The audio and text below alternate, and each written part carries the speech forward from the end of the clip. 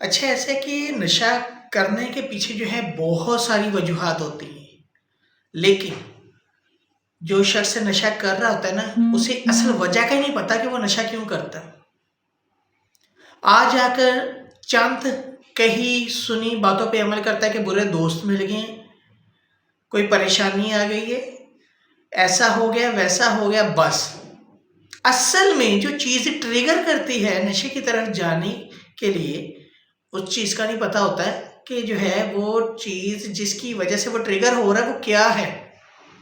नशा करने वाला हमेशा यही सोच रखता है कि बस बुरे दोस्त मिल गए, बुरी महफिलें मिल गई, ऐसा हो गया, वैसा हो गया, और असल चीज़ तक अप्रोच नहीं कर पाता, जिसकी वजह से ये होता है कि वो लाइफ में कई बार नशा छोड़ता है और कई बार करता है। ट्रायल एंड एरर की बेस पे जो है अपनी लाइफ में एक्सपेरिमेंट करता है और एट द एंड नशा नहीं छोड़ता।